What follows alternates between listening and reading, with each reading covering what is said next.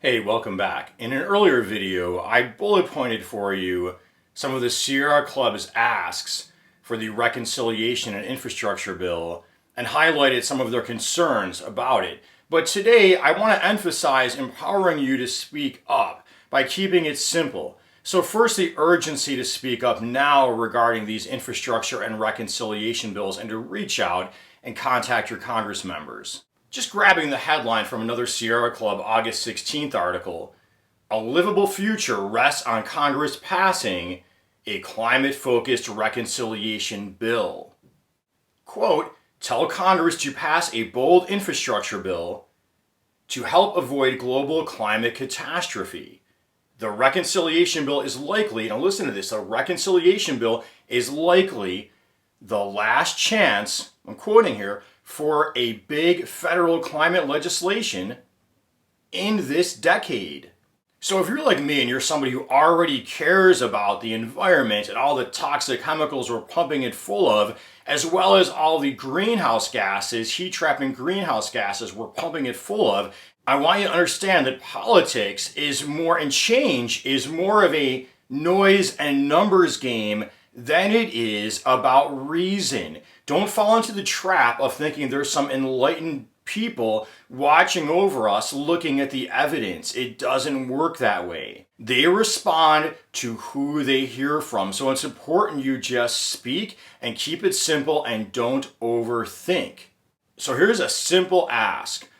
Just let them know when you reach out, you want a bold climate and environmentally centered infrastructure and reconciliation bill.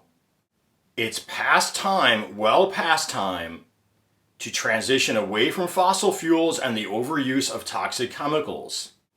That's your simple ask. Now here's a couple simple reasons, and you just say them. I've cited them in other videos, and I'll provide you some citation here too. But look, again, it's noise and numbers. Just speak up. Don't be intimidated. Believe in climate change. Here's a reason for you. Believe in climate change or not, extracting, refining, and burning fossil fuels and the overuse of petrochemicals creates volumes of toxic waste, particulate matters, carcinogens, in addition to greenhouse gases.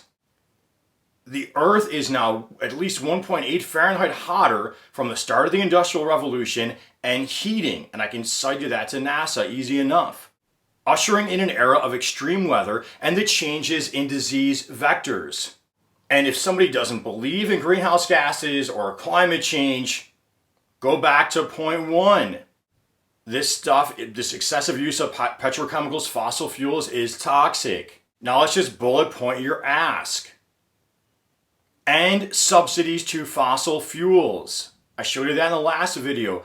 We're spending lots of money subsidizing fossil fuels. End subsidies to fossil fuels. Stop supporting new oil and gas pipelines. Start supporting a transition towards clean and renewable energy. Wind, solar, geothermal, responsible hydro, heat pump technology. Think about the words grid connectivity and grid resiliency and energy storage solutions. Think about the term electrification of appliances and other products and vehicles, which can potentially be ran on clean renewable energy.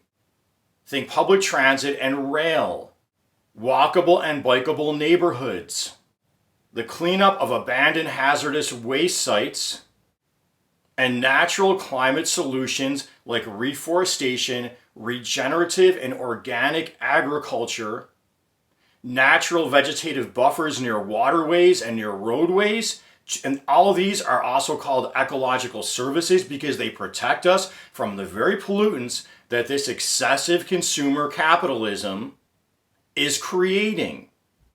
And don't be intimidated by the "we can't afford it" argument. This economy is totally subsidized, both through tax credits, abatements, rebates, other subsidies to businesses and industries that are established, as well as market externalities, meaning the cost of pollution, the cost of that polluting product is pushed out onto the public, making more environmentally destructive products seem cheaper than they really are.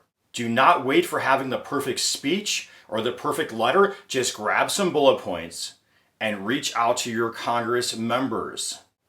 It's a noise and numbers game, and the quote other side, and I put it in quotes because most of those people are just hearing things from the media outlets they are listening to, and it's really, in my opinion, a front for the fossil fuel petrochemical industry and other reckless elements of the business community, but they're taking it as their own opinion. That's why I say other side in quotes.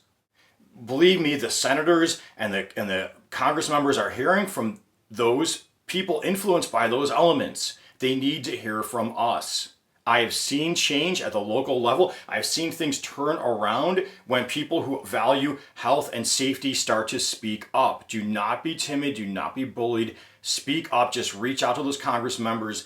Email, paper letter, phone call, either or all. Senate and House of Representatives. Contact your senator. You can go to Senate.gov, use the drop-down menu. It'll tell you where your state contact, who your senator is for your state. And the House of Representatives at House.gov has a Find Your Representative. I'll provide you those links. And until next time, please make sure you're subscribed. You've clicked the notification bell. You're liking, you're commenting, and don't worry if there's hater comments down there. Don't let that dissuade you. Remember, all the climate denial, it's all industrial denial, it's funded, okay? At some level, it was paid for. Don't let that intimidate you. Comment, like, subscribe, and until next time, and click the notification bell. And until next time, peace be with you.